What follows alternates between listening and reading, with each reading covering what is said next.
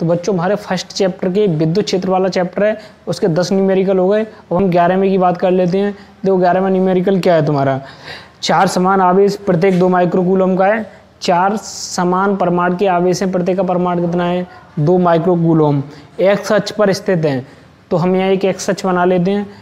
तो देखो माना कि ये एक्स अक्ष है, ये इसका क्या है मूल बिंदु, ये इसकी ऋण दिशा हो गई, ये बाई अक्ष की धन दिशा हो गई, नीचे की ओर बाई अक्ष की ऋण दिशा हो गई। लेकिन हमें एक्स अक्ष की जरूरत है तो हम केवल एक्स अक्ष ही मान लेते हैं। तो यहाँ एक ये मूल बिंदु हो जाएगा। अब दिया हुआ है एक्स अक्ष पर स्थित है, ये क्रमशः 0, 2, 4, 8, ये जो 4 आवेश हैं 2-2 माइक्रोकूलम के हैं और दूरी पर स्थित हैं 0, 2, 4 और 8। तो 0 तो ये हो ही गई, 2 थोड़ा सा और इधर ले लो, 2, 4 और 8 इस प्रकार से दूरी पर स्थित हैं। ये दूरी कितनी हो गई 2 सेंटीमीटर, ये यहाँ से 4 और ये यहाँ से 8 सेंटीमीटर ये दिया हुआ है। अब 2 सेंटीमीटर पर स्थित आवेश पर परिणामी बल ज्ञात कीजिए। ये क्या ज्ञात करवा रहा है 2 सेंटीमीटर दूरी पर। तो हम इनका नाम रख लेते हैं, माना कि ये बिंदु कौन सा है ए, ये बिंदु कौन सा है बी, और ये सी, और ये कौन सा है डी। इन पर रखिए आवेश कितना है 2 माइक्रोकूलम, 2 माइक्रोकूलम, 2 माइक्रोकूलम, 2 माइक्रोकूलम, इस प्रकार से आवेश स्थित है। अब इन सभी आवेशों के कारण x = 2 सेंटीमीटर, x = 2 सेंटीमीटर, यहाँ से 2 सेंटीमीटर ये हो गया। बी बिंदु पर जो आवेश उपस्थित है, बी बिंदु पर जो 2 माइक्रोकूलम का आवेश उपस्थित है, इस पर अन्य आवेशों के कारण, इसके कारण इस पर, इसके कारण इस पर और इसके कारण इस पर, या हम ये कह सकते हैं, इसमें पूछा जा रहा है कि बी बिंदु पर या 2 सेंटीमीटर दूरी पर, मूल बिंदु से 2 सेंटीमीटर दूरी पर स्थित आवेश पर परिणामी बल ज्ञात कीजिए। तो हमें इस बी बिंदु पर स्थित आवेश पर हमें परिणामी बल ज्ञात करना है। तो वो परिणामी बल कैसे ज्ञात करें, देखो इसके कारण भी इस पर बल लग रहा होगा, इस आवेश के कारण भी इस पर क्या लग रहा होगा बल लग रहा होगा, इसके कारण भी इस पर क्या लग रहा होगा बल लग रहा होगा। तीनों के कारण लगने वाले बलों का क्या कर देंगे हम योग कर देंगे। लेकिन यहाँ अंतर आएगा सिर्फ दिशा का, कि ये तो बल किधर लगाएगा, समान प्रकृति है, नेगेटिव तो है नहीं, पॉजिटिव है, समान प्रकृति है सभी की। तो ये इसको क्या करेगा प्रतिकर्षित करेगा, ये भी इसको क्या करेगा प्रतिकर्षित करेगा, ये भी इसको क्या करेगा प्रतिकर्षित करेगा, करेगा कि नहीं करेगा। तो देखो इसके कारण दिशा ये हो गई, इन दोनों के कारण दिशा इधर हो रही है। तो दिशा में अंतर होने के कारण अगर एक ही दिशा में होते तो सब जुड़ जाते, जुड़ते कि नहीं जुड़ते, लेकिन इसकी दिशा अलग है, इसकी दिशा इधर है और बाकी की दिशा इधर है, तो ये घटेगा इसमें से। तो कुल मिला के हम यहाँ इस बिंदु पर या बी बिंदु पर जो आवेश रखा हुआ है उस पर परिणामी बल हम इन सभी कारण लगने वाले अलग अलग बलों का क्या कर देंगे हम योग कर देंगे। तो हम सभी के द्वारा जो लगने वाला बल है हम उसको ज्ञात कर लेते हैं। तो सबसे पहले देखो माना कि ए बिंदु पर जो आवेश है इसके कारण इस पर बल, देखो प्रकृति कैसी दोनों की समान है, नहीं समान है या नहीं है। तो ये क्या करेगा, ए बिंदु पर उपस्थित आवेश बी बिंदु पर उपस्थित आवेश को प्रतिकर्षित करेगा। तो इसके लिए इधर एक चिन्ह लगा दो, ये इधर बल लगेगा इस पर, और ये बल कौन सा हो जाएगा एफ ए, बल कौन सा हो गया एफ ए। इसका मतलब क्या हो गया, ए बिंदु पर उपस्थित आवेश के कारण इस पर लगने वाला बल हो गया, होगा कि नहीं होगा। अब बात कर लेते हैं सी बिंदु पर उपस्थित आवेश के कारण इस पर बल किधर लगेगा। देखो बी बिंदु पर उपस्थित आवेश पर समान प्रकृति का ये इसको क्या करेगा प्रतिकर्षित करेगा, तो इस पर बल किधर लग जाएगा इधर लग जाएगा।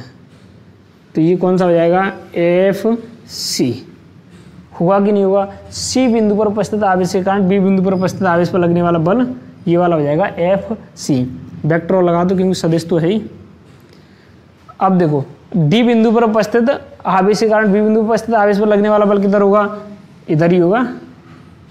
अब मैंने इसको देखो लॉजिकल बात ये है कि इसका ये तीर मैंने बड़ा बनाया है, ये तीर छोटा बनाया है, क्यों परमाणु समान है, इसकी दूरी इससे कम है तो ये अधिक बल लगाएगा। तो मैंने तीर कैसा बना दिया, यहाँ से यहाँ तक बड़ा बना दिया। ये बल कैसा लगाएगा, इस पर कम लगाएगा इसके सापेक्ष, तो ये तीर मैंने कैसा लगा दिया छोटा लगाया है। ध्यान रखना ये छोटी मोटी बातें हैं लेकिन काफ़ी सेंस को व्यक्त करती हैं। तो यहाँ क्या हो जाएगा F D vector, F C vector, F D vector, F A vector बिंदु बी पर उपस्थित आवेश पर ये तीन बल कार्य कर रहे हैं। हम तीनों बलों को ज्ञात कर लेते हैं और तीनों क्या कर देंगे, हम जोड़ देंगे। तो यहाँ सबसे पहले हम क्या ज्ञात कर लेते हैं, बिंदु ए पर उपस्थित आवेश के कारण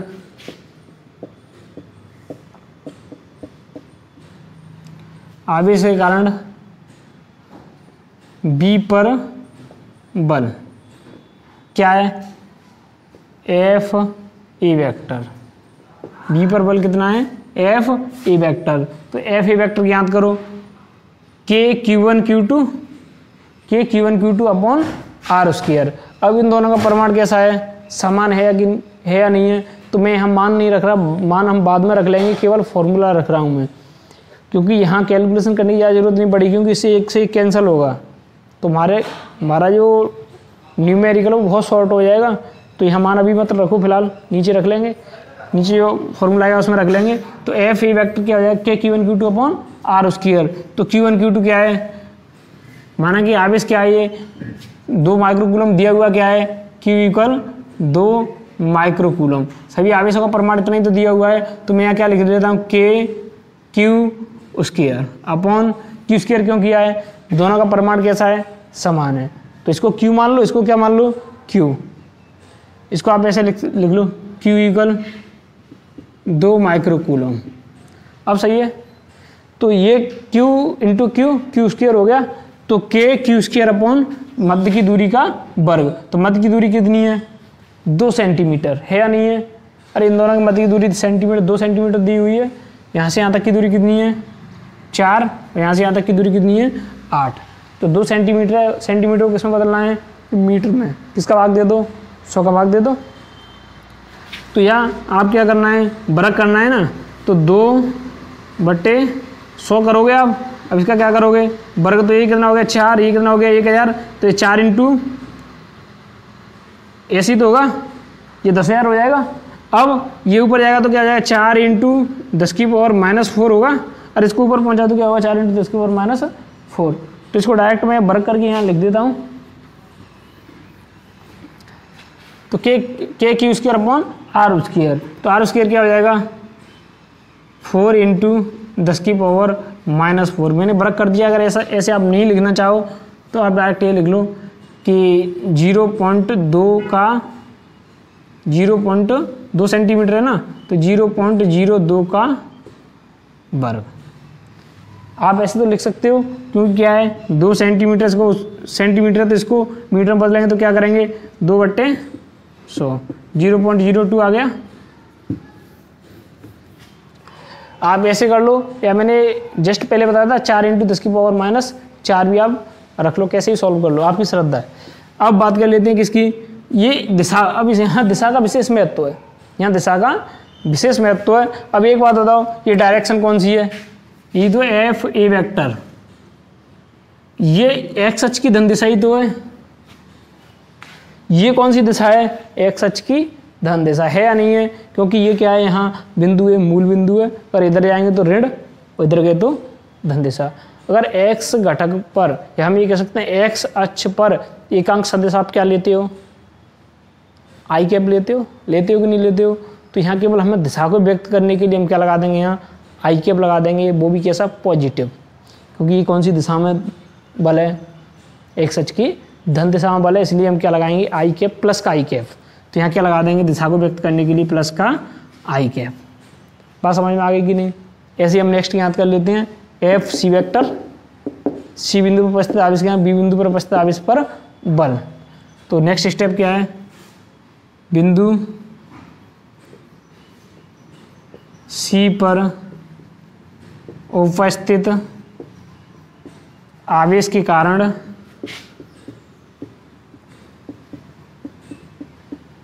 बिंदु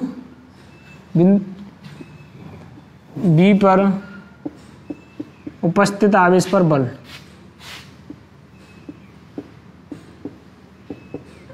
आवेश पर बल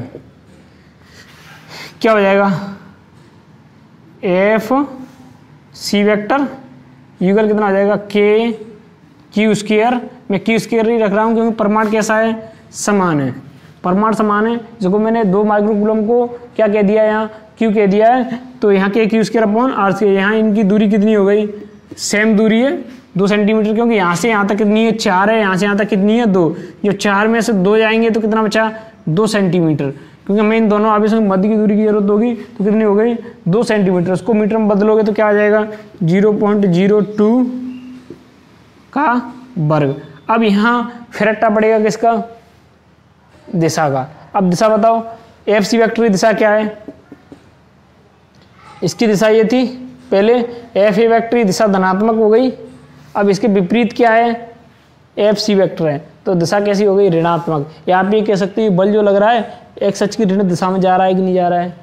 और ये मूल बिंदु हो गया, मूल बिंदु से इधर कौन सी दिशा है, एक्स अक्ष की ऋण दिशा। निर्देशांक कौन से आएंगे, अरे ऋणात्मक निर्देशांक आएंगे। तो यहाँ जो एफ सी वेक्टर है, इस एफ ए वेक्टर के ये कैसा है, विपरीत है। विपरीत है, दिशा कैसी होगी, विपरीत। तो यहाँ हमने प्लस का आई कैप रखा था, तो इसके लिए हम क्या रखेंगे माइनस आई कैप, क्योंकि एक्स अक्ष की दिशा में और ऋणात्मक दिशा है, तो हम क्या रखेंगे माइनस आई कैप। तो यहाँ क्या आ जाएगा माइनस आई कैप। अब देखो इन दोनों में अंतर किसका आ रहा है, केवल माइनस प्लस का आ रहा है। जब हम इन दोनों को जोड़ेंगे तो दोनों खत्म हो जाएंगे, इसीलिए मैंने मान नहीं रखे थे, क्योंकि मान रखेंगे तो फिर उनकी कैलकुलेशन करनी पड़ती, थोड़ा लंबा हो जाता, यहीं से शॉर्ट हो जाएगा। तो अब बात कर लेते हैं हम किसकी, बिंदु डी पर उपस्थित आवेश के कारण बिंदु बी पर बल। बिंदु डी पर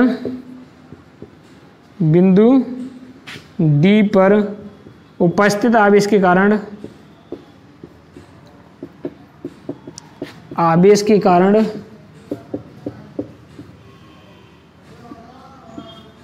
बिंदु बी पर उपस्थित आवेश पर बल। देखो क्या होगा, यहाँ एफ डी वेक्टर हो जाएगा, क्या हो जाएगा के क्यू स्क्वायर, क्योंकि आवेश का परिमाण कैसा है, समान है या नहीं है। तो के क्यू स्क्वायर अपॉन मध्य की दूरी कितनी है, यहाँ से यहाँ तक, अरे टोटल यहाँ से यहाँ तक कितनी है 8 दी हुई है। अब यहाँ से यहाँ तक की हटा दो 2 सेंटीमीटर, तो कितना बचा 6 सेंटीमीटर बचा। यहाँ से यहाँ तक कितना हो गया 6 सेंटीमीटर, होगा कि नहीं होगा। अरे यहाँ से यहाँ तक की दूरी हट गई, तो ये कितना बचा, ये तो 2 हो गया और 4 ये हो गया, तो 6 सेंटीमीटर हो गया। तो यहाँ क्या लिखना है कि 6 सेंटीमीटर को किस में बदल लो, मीटर बदल लो, तो 0.06।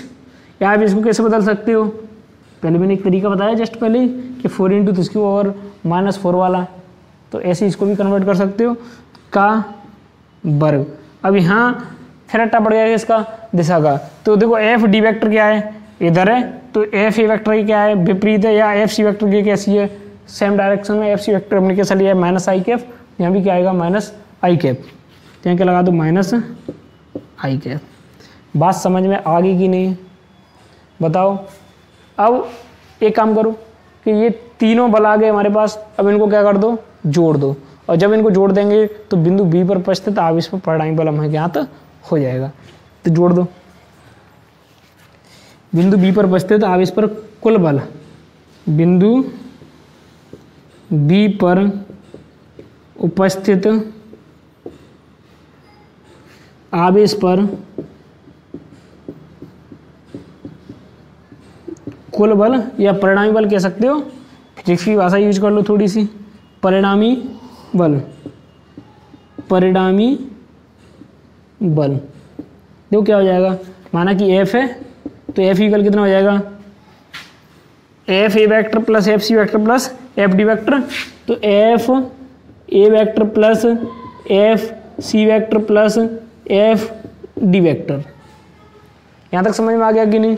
रख दो इनके मान, एफ वेक्टर इक्वल क्या हो जाएगा, ये भी वेक्टर लगाओ, यहाँ भी एफ वेक्टर इक्वल कितना हो जाएगा, एफ ए वेक्टर कितना है के क्यू स्क्वायर अपॉन 0.02 का वर्ग आई कैप। अब देखो इस माइनस को यहाँ रख लूँ मैं, जोड़ रहे हैं तो जोड़ने का मतलब घटाने से होगा, यहाँ जोड़ने का मतलब किससे होगा, घटाने से। या फिर आप इसको एक बार जोड़ करके ही लिख लो के क्यू स्क्वायर अपॉन 0.02 का वर्ग माइनस आई कैप।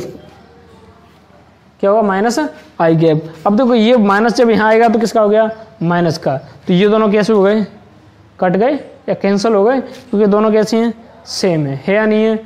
अब यहाँ पे क्या हो जाएगा, प्लस नंबर 3 क्या है, के क्यू स्क्वायर अपॉन 0.6 का वर्ग। तो दिख रहा है कि नहीं आपको यहाँ, के क्यू स्क्वायर अपॉन 0.06 का वर्ग और माइनस आई कैप, क्या होगा, माइनस आई कैप। इसको थोड़ा सा ऊपर कर लेता हूँ, दिखेगा आपको। तो यहाँ तक दिख समझ में आ रहा होगा। अब देखो ये दोनों कैसे होगा, कट गए, ये माइनस का है तो यहाँ माइनस हो जाएगा, तो ये दोनों कट गए, केवल क्या बचा, ये वाला ही तो फैक्टर बचा। अब मैं इसका आप स्क्रीनशॉट ले लो, मैं इसको मिटाने वाला हूँ, जल्दी करो।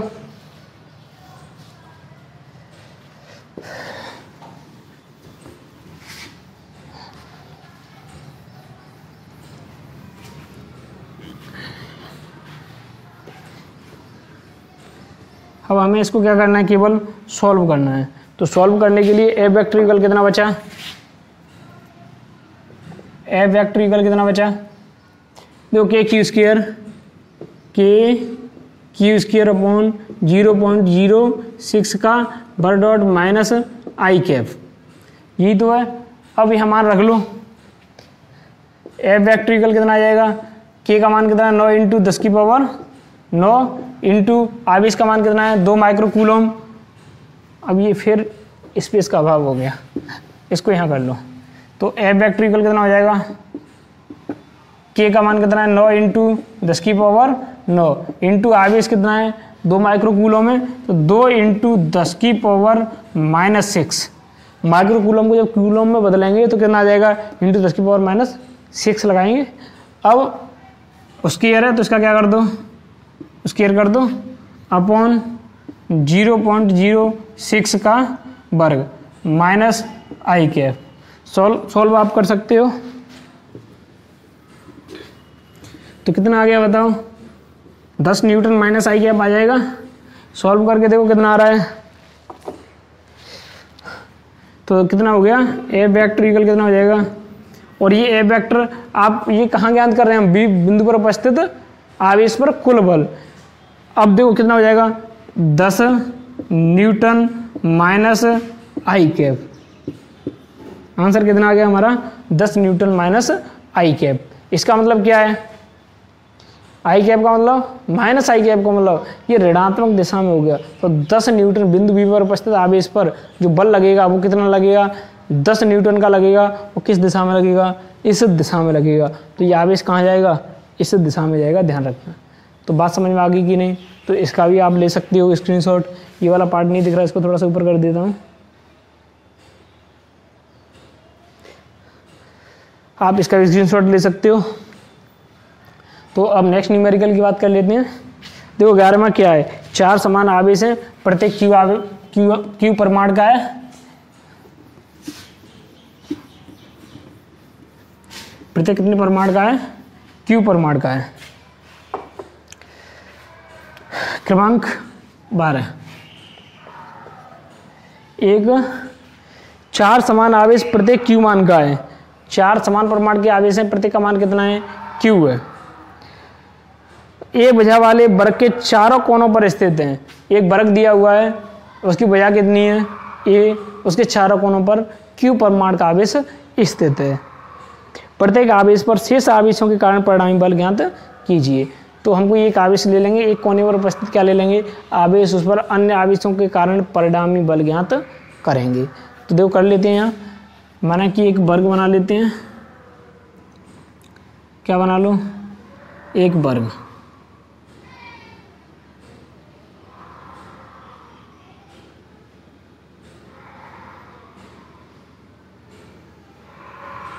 इसके प्रत्येक कोने पर क्या रख दो, आवेश रख दो।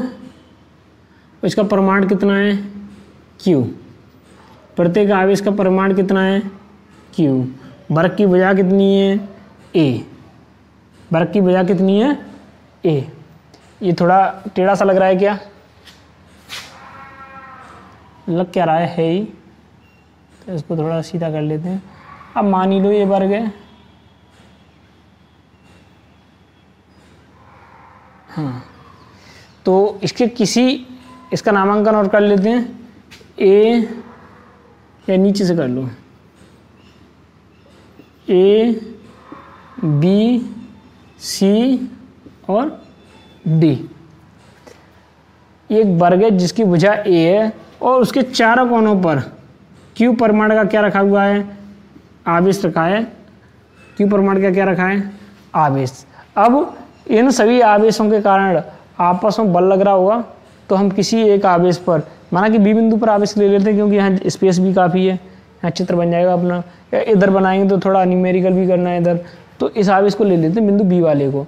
तो बी बिंदु पर उपस्थित आवेश पर हमें क्या ज्ञात करना है, परिणामी बल ज्ञात करना है। आप कोई सा भी ले सकते हो, सी बिंदु पर उपस्थित आवेश पर ज्ञात कर सकते हो, बिंदु डी पर उपस्थित आवेश पर ज्ञात कर सकते हो, बिंदु ए पर उपस्थित आवेश पर भी ज्ञात कर सकते हो। तो अब देखो यहाँ माना कि इस पर हमें क्या ज्ञात करना है, परिणामी बल ज्ञात करना है। तो देखो ए बिंदु पर उपस्थित आवेश के कारण इस बिंदु बी पर क्या लगेगा, बल लगेगा। वो किधर लगेगा, इधर लगेगा, क्योंकि ये प्रकृति कैसी इनकी समान है। लगेगा कि नहीं लगेगा, इन दोनों की प्रकृति कैसी है, समान है। तो ए आवेश बी को क्या करेगा, प्रतिकर्षित करेगा। अब इस बल को आप क्या नाम दे दो कि ए के द्वारा लग रहा है, तो ए एफ ए वेक्टर। तो ये बल कितना हो जाएगा, एफ ए वेक्टर होना चाहिए कि नहीं। अब देखो सी आवेश के कारण भी बी पर क्या लगेगा, एक बल लगेगा। तो इसके कारण किधर लगेगा, ये इसको प्रतिकर्षित करेगा। तो कहाँ प्रतिकर्षित करेगा, नीचे की ओर प्रतिकर्षित करेगा। कहाँ करेगा, नीचे की ओर प्रतिकर्षित करेगा। तो ये बल कौन सा हो जाएगा, एफ सी है तो सी वेक्टर, एफ सी वेक्टर। अब एक आवेश बचा आपका डी। अब इसके कारण भी इस पर क्या लगेगा, बल लगेगा। तो इसके लिए तो कोई ऐसे लगेगा, मैं ये वाली इस वाली दूरी की जरूरत पड़ेगी। तो ये क्या लग गया, इस पर बल लग गया। इसको आप ऐसे लगा दो, ये क्या हो गया, एफ डी वेक्टर। तो ये क्या हो गया, एफ डी वेक्टर किसके द्वारा लगाया, डी आवेश बी इसको क्या करेगा, प्रतिकर्षित करेगा। करेगा कि नहीं करेगा। अब बात कर लेते हैं किसकी।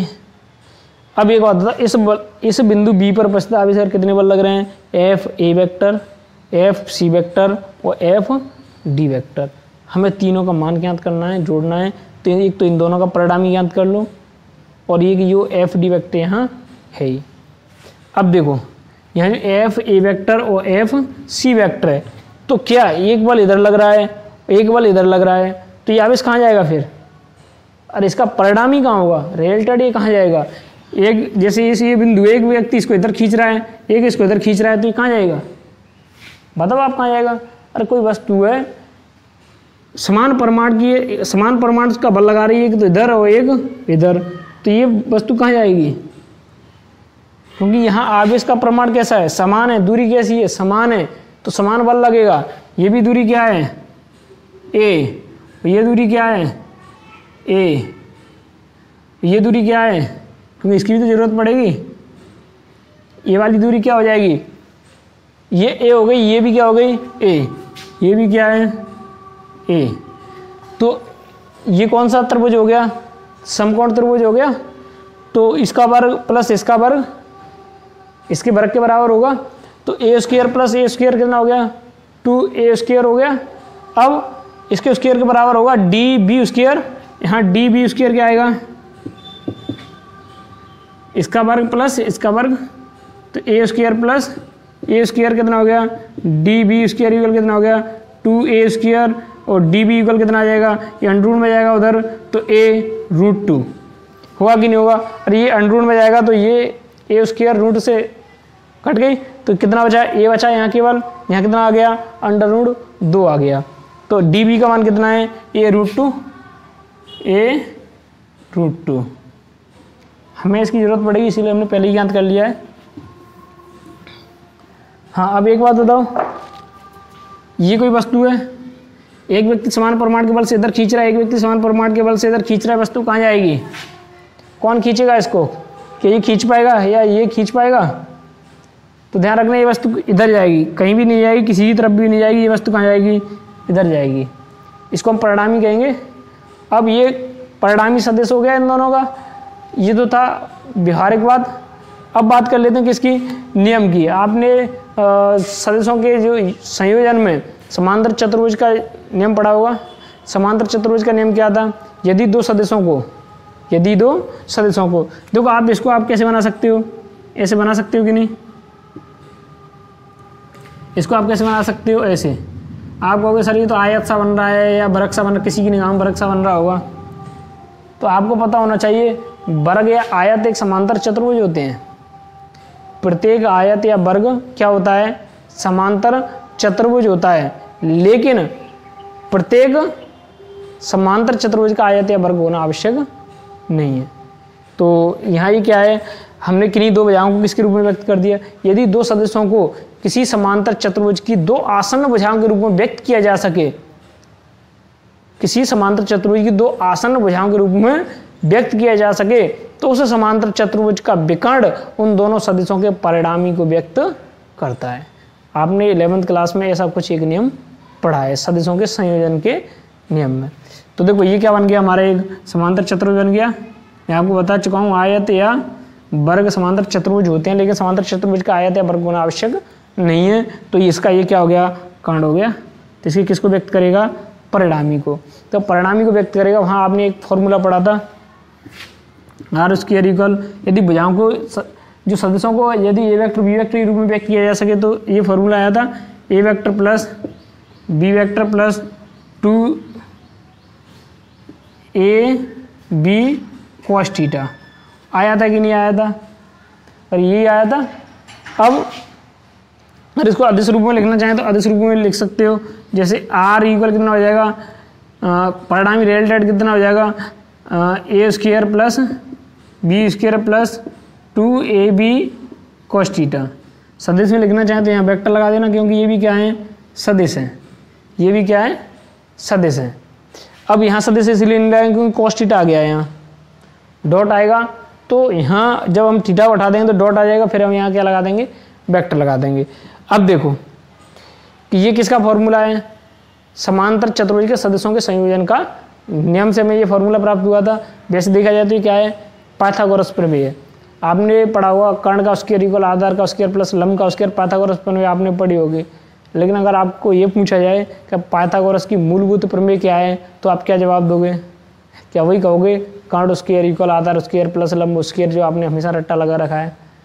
तो ध्यान रखना, वो पाइथागोरस आपने नहीं कहा था, उनकी तो मूलभूत प्रमेय यही थी। ये किसी भी त्रिभुज के लिए अप्लाई है। और आपसे पूछा जाए पाइथागोरस प्रमेय क्या है, तो आप उसी को बोलते हो। वो स्पेशल समकोण त्रिभुज के लिए, देखो कैसे है। अगर किसी भी त्रिभुज की बात कर ली जाए तो उसके लिए पाइथागोरस प्रमेय क्या है, उसकी जो भुजाएं दी हुई हैं, तो उस एक दो भुजाएं, दोनों का वर्गों का योग हो जाएगा प्लस दोनों भुजाओं के गुणनफल का की कोज्या का दुगना करके यदि इनको जोड़ दिया जाए तो परिणामी भुजा आ जाएगी, या वो तीसरी विकर्ण बड़ी वाली भुजा आ जाएगी। क्योंकि यहाँ विकर्ण तो नहीं कह सकते या कर्ण नहीं कह सकते, क्योंकि वो केवल समकर्ण को किस में होता है, समकोण त्रिभुज। तो मैं किसी भी त्रिभुज की बात कर रहा हूँ तो हम बड़ी भुजा और दो छोटी छोटी भुजाओं का इस प्रकार से बात करनी पड़ेगी। तो उन्होंने पाइथागोरस साहब ने सभी के लिए कॉमन नियम दिया था, वो ये था। वो किसी भी त्रिभुज के लिए लागू है, लेकिन आप बता दें वो केवल समकोण त्रिभुज के लिए लागू है। वो कैसे है, देखो यहाँ समकोण त्रिभुज के लिए थीटा कितना हो जाएगा, 90 हो जाएगा। और ये जो थीटा 90 होते ही आर वेक्टर इक्वल कितना हो जाएगा, सॉरी यहाँ वर्ग आएगा, यहाँ क्या आएगा, वर्ग आएगा। आर वेक्टर का वर्ग इक्वल ये होता है, ठीक है, यहाँ वर्ग आएगा। अब यहाँ कितना हो जाएगा, आर वेक्टर का वर्ग। यहाँ कॉस कितना, कॉस थीटा का मान कितना हो गया, 90। किसके लिए, समकोण त्रिभुज के लिए। जब ये 90 हो गया तो ये फैक्टर क्या हो गया, अरे cos 90 का मान कितना होता है, 0 होता है। तो ये वेक्टर क्या हो गया, 0। बचा क्या, ए वेक्टर का स्क्वायर प्लस बी वेक्टर का स्क्वायर। ये तो बचा, बचेगा कि नहीं बचेगा। तो ये हमारा क्या आ गया, एक फॉर्मूला आ गया, इसको आप कहते हो कर्ण स्क्वायर इक्वल आधार स्क्वायर प्लस लंब स्क्वायर। वो पर्टिकुलर समकोण त्रिभुज की बात करते हो आप। और ये कैसी बात है, ये सभी प्रकार के त्रिभुजों के लिए बात है।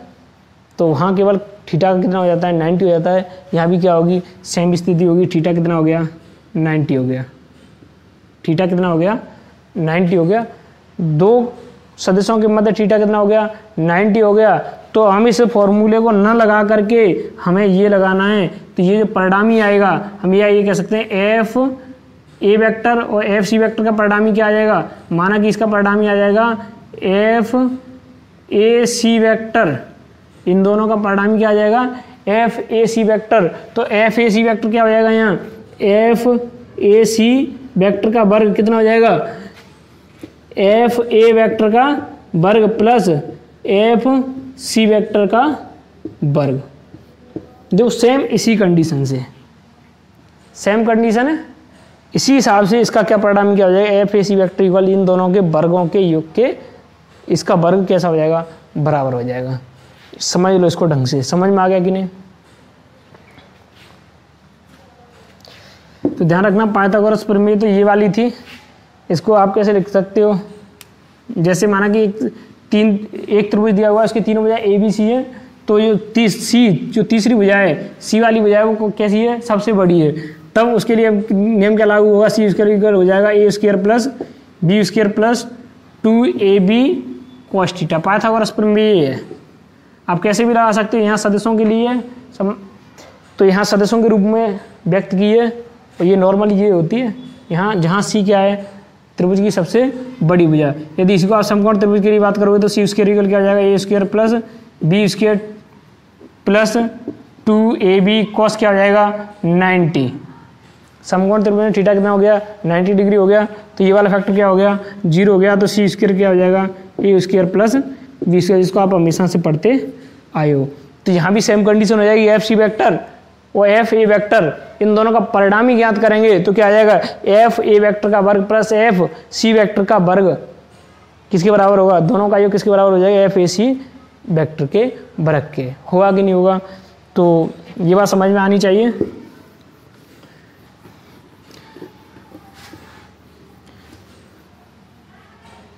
तो बिंदु बी पर उपस्थित आवेश, बिंदु बी पर उपस्थित आवेश पर ए के कारण लगने वाला बल, या मैं इसको इस लैंग्वेज को नहीं दूंगा डायरेक्ट शॉर्ट कर दूं, मैं शॉर्ट कर रहा हूं लैंग्वेज आप लिख लेना कि एक बिंदु ए पर उपस्थित आवेश के कारण बिंदु बी पर बल एफ ए वेक्टर।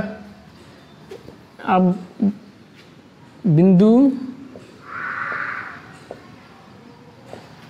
ए पर उपस्थित आवेश के कारण बल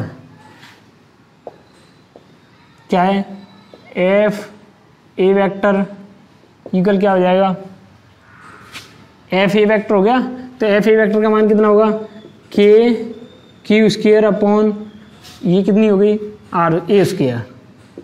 एफ ए वेक्टर का मान क्या हो जाएगा क्यू क्यू हो गया, तो क्यू स्क्वायर के क्यू स्क्वायर अपॉन मध्य की दूरी कितनी हो गई ए स्क्वायर। अब ऐसे ही बिंदु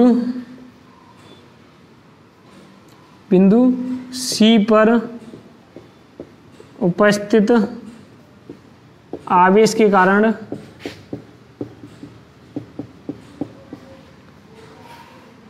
बल कितना हो जाएगा एफ सी वेक्टर इक्वल कितना हो जाएगा के Q square upon A square. परमाणु तो सभी का कैसा होगा समान, क्यू स्क्वायर हो गया अपॉन ए स्क्वायर हो गया।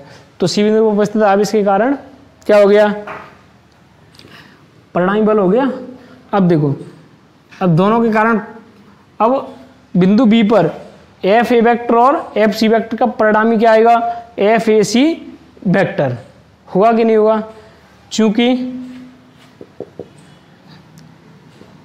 बिंदु बी पर एफ ए वेक्टर व एफ सी वेक्टर परस्पर कैसे हैं लंबवत हैं, तब उनका परिणामी बल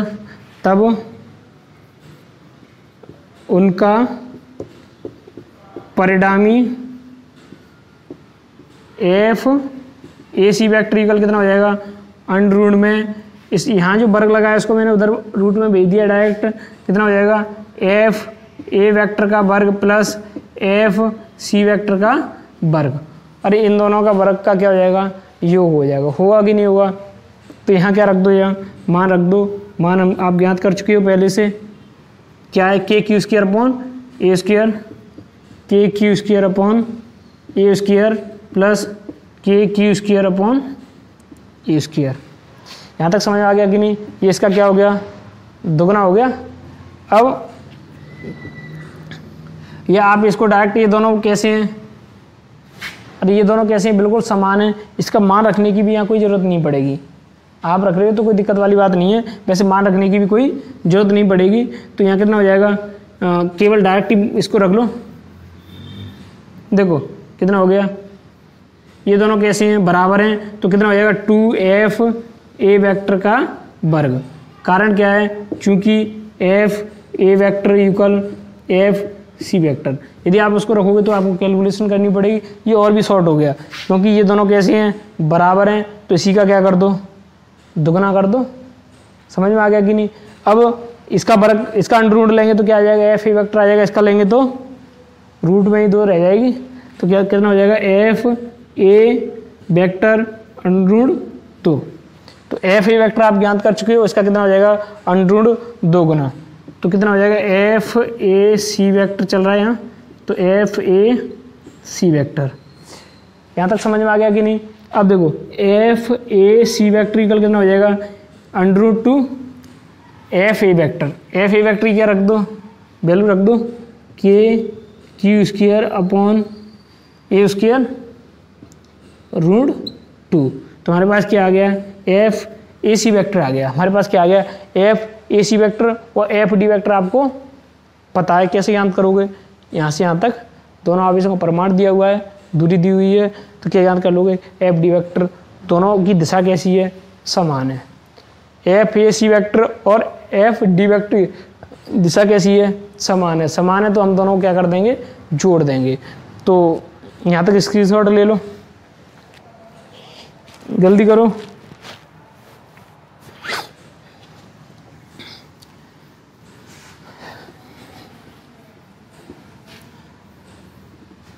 तुम्हारे पास क्या आ गया, एफ ए सी वेक्टर। अब देखो बिंदु बी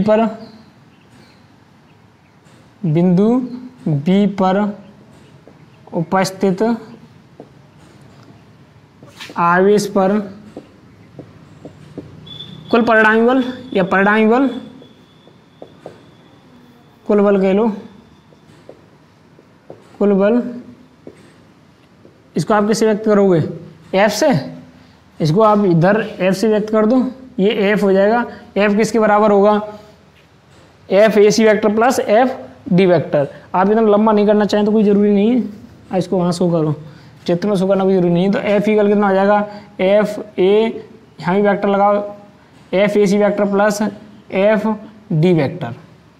कितना हो गया, F A C vector plus F D vector. अब इन दोनों को क्या कर दो, जोड़ दो। एफ वेक्टर इक्वल कितना है, एफ ए सी वेक्टर आप ज्ञात कर चुके हो, के, देखो यहाँ के की square, F A C vector है तो एफ ए सी वेक्टर की वैल्यू कितनी है, के की square upon A square root 2 plus F D vector है। तो एफ डी वेक्टर कितना हो जाएगा, डी आवेश के कारण बी बिंदु पर, डी बिंदु पर उपस्थित आवेश के कारण बी बिंदु पर उपस्थित आवेश पर बल है। तो कितना हो जाएगा, के क्यू मतलब के क्यू स्क्वायर अपॉन मध्य की दूरी का वर्ग कितना हो जाएगा, ए रूट 2 का वर्ग। हुआ कि नहीं होगा? तो ये डी बिंदु पर उपस्थित आवेश के कारण बी बिंदु पर उपस्थित आवेश पर बल एफ डी वेक्टर हो जाएगा। इन दोनों को क्या कर दो, आप जोड़ दो। तो जोड़ोगे तो क्या आ जाएगा, एफ वेक्टर इक्वल कितना हो जाएगा, देखो इसमें से कॉमन क्या आ रहा है, पहले वर्ग ही कर लो उसका, के Q square upon A square root 2 plus के क्यू स्क्वायर अपॉन ये कितना हो गया, 2 ए स्क्वायर। हुआ कि नहीं हुआ? अब इसमें डायरेक्ट कॉमन आ रहा है क्या, एफ वेक्टर इक्वल कितना हो जाएगा, के Q square upon A square, के Q square upon A square. कितना बचा, रूट 2 प्लस 1/2। ये क्या आ गया, हमारा आंसर आ गया। तो हमारे पास एक वर्ग है, ये भुजा वाला क्या है, वर्ग है जिसके चारों कोनों पर क्यू परिमाण का आवेश रखा है। तब किसी एक कोने पर रखे आवेश पर किसी एक कोने पर रखे आवेश और अन्य आवेशों के कारण परिणामी बल F वेक्टर इतना होगा। कितना होगा आपके सामने है, तो आप इसका भी स्क्रीनशॉट ले सकते हो। और नेक्स्ट न्यूमेरिकल हम अगले वीडियो में पढ़ेंगे।